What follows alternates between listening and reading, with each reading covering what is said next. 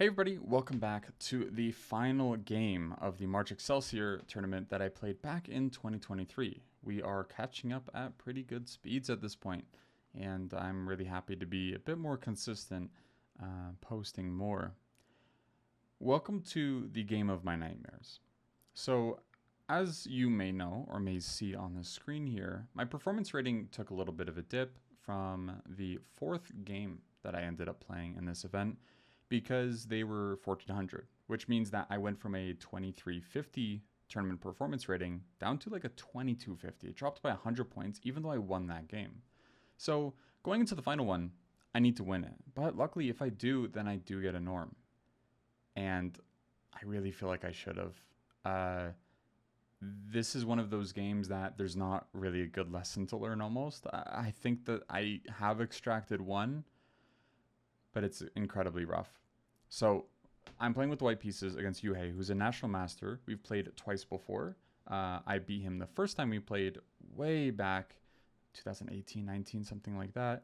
And then he ended up beating me at the Canadian Championships that year. So e4, e5, c5, not e5. Knight to f3, knight to c6, bishop to b5, and now e5. The whole reason why this move is actually played and why I accidentally misspoke there is because this is actually kind of like a Ruy Lopez where you've already played c5. There's some benefits to that, right? So for example, if you look at e5, knight f3, knight c6, and bishop e5, if they could play c7, c5, it's maybe not the best move here, but it's actually a decent one to consider, especially with the fact that after a6, bishop a4, knight f6, if we go into these mainline types of positions like bishop e7, let's go c3, d6, rook e1, castles h3, knight a5. This is the Chigorin, and after bishop c2, c5 is played. And the whole point is it's just trying to make d4 a little bit less appetizing. So, funnily enough, even though it's a Sicilian, we can actually take some learned lessons from the positions from e4, e5 and the Ruy Lopez. So that's kind of what I thought here, is that I should probably think about this in terms of how do I want to play this. And there is one downside, of course. It's the weakening of not just this diagonal, but also the d5 square. So if I make it a little bit more annoying to play something like d5, then I think that's my best bet, and that's what I should do. So bishop d6 was played. I played a4. And the reason why is because this is actually a typical Ruy Lopez move. You play a4, meaning that when a6 comes and you go something like bishop to c4, you're not as worried about b5.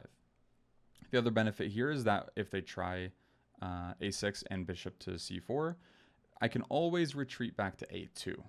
This is another thing. So for example, a6, knight a5, to try to win my bishop. For example, if I played something really bad like d3 instead, though you know, there could be other things too, but just for example, something like knight to a5 might even be decent here. But this is just kind of like a rough conceptual plan here, is that here, bishop to a2 is just a very safe move to play. So that's kind of my reasoning behind a4. So we see knight g e7, and then I play d3, which may not be the smartest idea actually. Maybe rook e1 is just better, with the idea of bringing the bishop all the way back to f1 and then going for c3 and d4. Usually the bishop is quite nice on f1. It could always return to e2 if a bishop comes out to g4. You could also maybe fianchetto in the future, but it's just out of the way, and it could reemerge on certain diagonals like c4, and even b5 at a later date. So yeah, with d3, it kind of just makes things a little bit less flexible, and I'm going to be playing for the f4 break. At least that's what I should have done. See, after bishop to c7, I played the move rook to e1, and this doesn't make sense, right? Because if the bishop were going to go to f1, then this is actually a good plan, rook e1 and then c3, d4. But by playing d3 instead, yeah, it's a really, like, we could still play for d4. You see this a lot in the Ruy Lopez, and early d3, then c3, then d4. Like, you just wait a long time. And that's kind of what my idea was here. But it's kind of a mixing of plans. The bishop would actually just rather be on f1 if we were going for these c3, d4 positions. And it just would have been better to get it in one or two moves instead of the extra tempo that we waste with d3. The big problem I have with it is that f4 is just no longer that smart. The rook's not on the f-file, so that's kind of a problem. So they castle. I play knight to c3, d6, and bishop to c4. All things considered, I like my position. I didn't really have too much of a problem with it. They go h6, and then I go h3, just making sure that bishop g4 isn't really a problem. And then knight to d4 was played. So I was quite happy to see this move. I'm usually a lot more concerned with moves like f5. So I was expecting something like maybe king h8 and then f5. And the problem is if I ever take it, then they start getting in the center. For example, king h8. Let's just say rook f1. I'm not saying this is a good move. But we see something like this, and then all of a sudden d5 can be played, and then they win back the f5 pawn. This is really bad. But then also if you don't take it, at all times they're threatening maybe to take on e4, or maybe even to push and just go insane on the king side, and it feels like I might be on the back foot. I really don't like these types of positions where f4 and f5 get played. This is a huge weakness of mine I've noticed in just e4, e5 positions, is I'm really hesitant to make this f-pawn push. So knight to d4, again, is a really nice move for me to see. I'm quite happy about it. I end up playing knight to d5. There's also an argument that this is actually just a better choice. And then knight to d5 right after. But I played knight to d5 first, with the idea that if I take, then I have an extra tempo to deal with something, since knight to d5 would have to be played anyways at that point. So you see bishop to e6. And now I realize I should just initiate a bunch of trades because I think it works out for me. Knight takes d4, takes on d4, knight takes e7, takes on e7, and then takes on e6. So I remember looking at this position and not being too afraid of f takes. And I'm not sure if that was the right call. I mean, to me, f takes looks quite annoying. I think maybe my reasoning behind it was that this bishop is just worse than mine. I'm not really sure if that's true. Looking at this from a glance, moves like d5 could come at some point. Though luckily I am quite well prepared to defend on this side of the board. But this has to be considered. At least there's moves like queen to g4, threatening bishop takes h6 as well. So there is at least some aggression, especially at the start here. So queen takes was played instead. And I was kind of shocked by this in the game.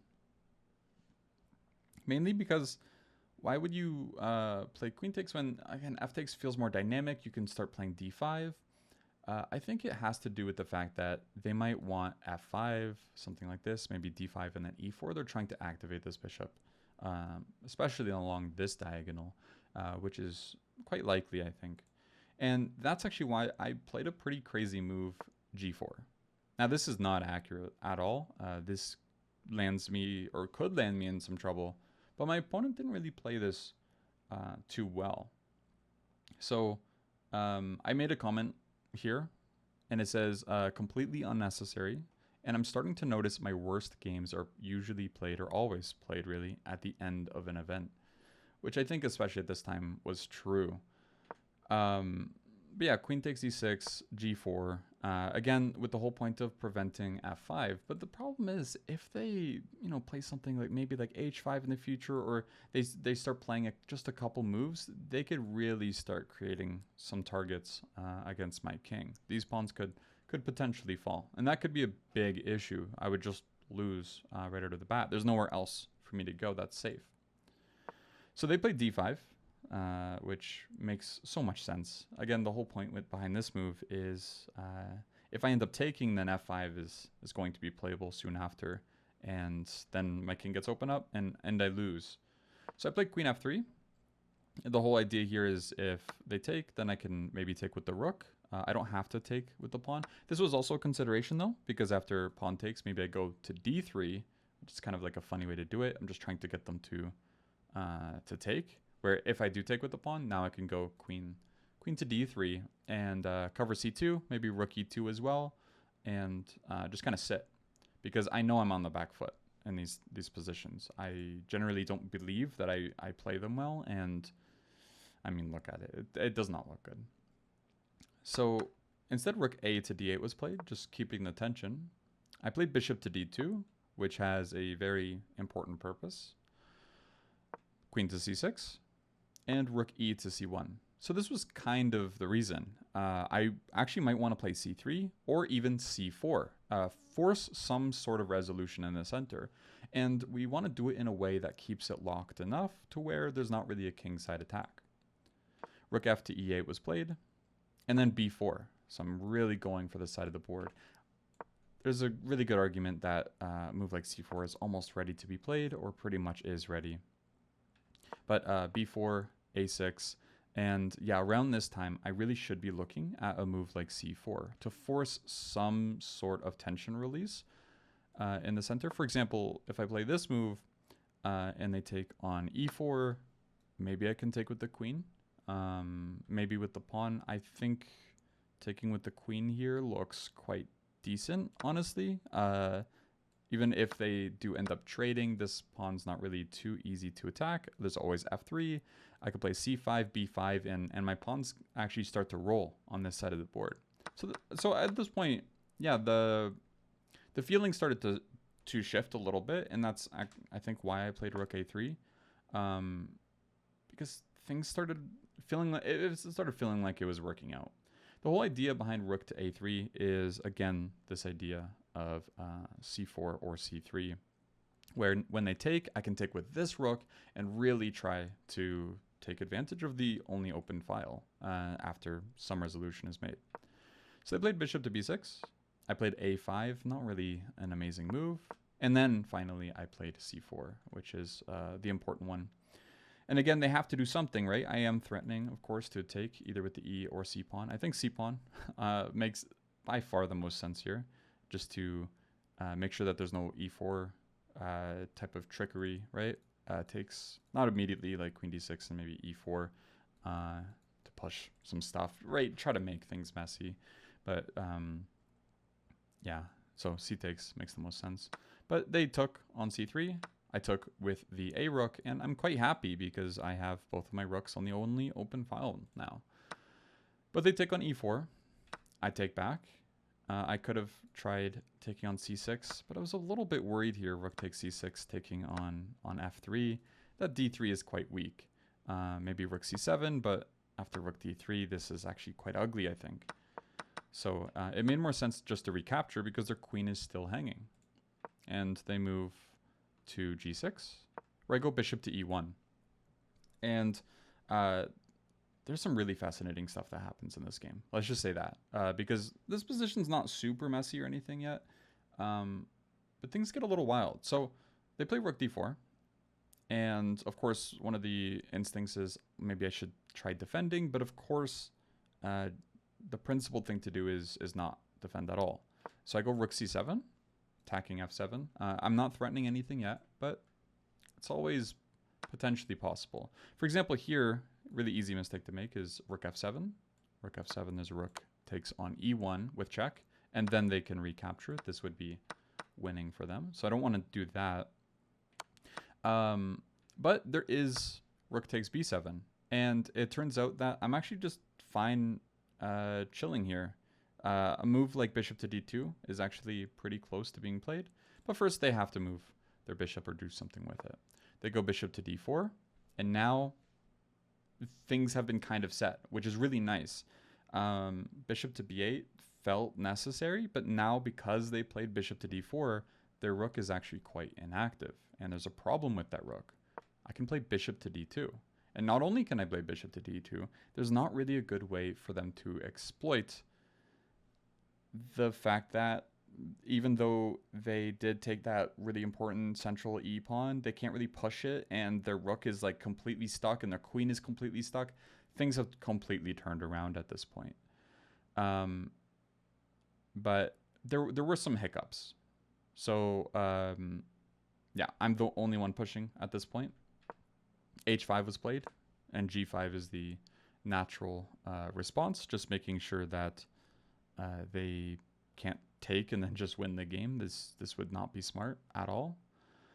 And then they go rook h4, and then I go rook c to c7. And as you can see, these threats are kind of adding up really quickly. And any moves like e4 just actually takes away from squares that this rook could have used. Moves like queen to g3 are a bit of a problem. And also it's not too stupid to look at moves like queen takes on f7, followed by king to g2 as well. So yeah, everything's kind of working out for me at this point. And it looks like I'm about to get my first National Master Norm and have an excellent tournament. Queen g3. Rook to f8. And this move was just completely unnecessary. b5. My idea behind b5 was that after playing this move, if they take, I'm ready for moves like rook c6 and then a7 or a6, a7, and maybe I can end up actually promoting while also taking advantage of all of their pieces. But this was not the right approach because this does allow queen to e6. Instead, I believe a better move is king to g2, but I can turn on the engine because I am not the best. And it's been a while since I looked at this game. I did do some writing on it to make sure I knew what I was talking about. Yeah, king to g2 is just an excellent waiting move. The whole point is now a move like queen e6 doesn't really do as much. And we at some point will be ready for something like queen to g3, especially if e4 is played. We still have to be careful because right now something could go to e4, but not quite yet. And actually a really good question is, what about something like this? Queen to e4. But I think the problem here is that after takes and takes, I think what I looked at was g6, if I'm not mistaken. This is just a massive problem because now, amazingly, they can't take because they get mated with rook takes g7, king h8, rook h7, and this is just a problem. So any sort of trade or something like this is actually just completely in my favor, which is awesome. But b5 allows queen e6, attacking h3, and just getting a very, very useful tempo. I play king g2, but now we see e4. And my opponent, after queen g3, ends up completely throwing the game away after saving it, because black does have enough of a defense here.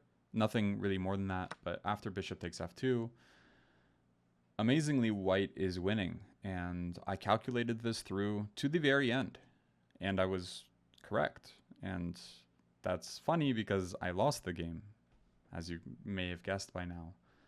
So I wasn't wrong on any of my calculations, but at the very end, it wasn't a mix-up of move order. It was, let's get to it. The move is rook takes f7, which I think is quite awesome that I found. This is a incredible move. I gotta like, you know, cheer myself up because it's been a year, but this game still affects me to some weird degree. Every single capture or ignorance of this rook works for me. So, for example, if they end up taking on f7 here, then rook to b8 check works. The whole point is that if they go rook f8, I can capture, take on f2, and then take on h4, which is pretty awesome. Other than that, what if they take with the queen? And here I can take on f7, they take on g3, I take on f8. This happened in the game, which we'll see in a moment. The other thing we have to ask is, of course, what happens if they take on g3, but this one's pretty easy. Rook g7, rook h7, and rook to g7 with checkmate. So why, oh why, did I lose this position here? And it's because I was like, oh yeah, same move orders. I calculated this from before. Looks like the same move orders. I'll just like bishop b4 wins, king g3 looks like it wins. I'm not too sure. And then I got to this position and I just played king takes g3 without thinking. And it was equal. I have to play bishop b4. After bishop to b4, if they move away, I can take on g3. And then I can take on h4. I win the game. Very easy. If they play bishop d6, I take it. They move away. I go king g3. I win the game. They can try e3, but I just I'm just in time to take. This I did calculate as well way before. I didn't see any problems. Instead, I took on g3. Because in my mind, before I thought they were the same. I calculated the bishop b4. But I knew that this move was either maybe working, but like not as good as bishop b4. But then when I got to this position, I just checked out. It was the end of a very long event. The first 2 games were incredibly long. The next 2 games were decently long. Actually, the 3rd game was not that long, let's be honest. But the 4th game was longer than I'd like to admit. And yeah. I'm trying to cope as best I can, but as you can probably guess, e3 works. Going back a little bit, I think that there's something else I needed to calculate or show, which was that in this position after rook b8, I just realized that maybe I didn't show this move, but turns out g6 check actually wins the day. Where after queen takes, there's rook h8 check. Just thought I'd mention that. I know it's kind of like, it's been a bit, so it's, probably should have mentioned that before, but this wins for white as well. Which again was all calculated, but yeah, so king takes g3, and after e3, I'm trying to make sure it's equal. I think I'm okay here. Bishop takes, they go there. I take on a6, and then I go a7. You're probably asking, how do you lose this position? You play something like h4 if you want to, you shuffle your bishop. The threat of a8 is just too big of a deal for them to go and just capture these pawns. As long as you are careful enough, you probably should be okay. And yeah, I should have been. But I think tilt got the better of me here, and the fact that I was just about to get a national master norm, and now even I believe with a draw I don't. Maybe I would have. I'd have to calculate. You'll see it on the screen. I wasn't sure during the game. It's not like you can calculate the norm chances, right? Yeah, so I started throwing, which is it's just awful. So I started bringing my king over, king c3 with a little trick that they can't take on d4 because I promote. But rook c4, king b3, and I was just going the wrong way. Bishop to b6 loses the game now because they get this king c6 move with tempo, and that's just too much. If they could cross, get their king to b7, and then start infiltrating with their rook, I can't stop anything they do, because now after king b7, I can't get my king to the defense, and all of a sudden, I lose the game.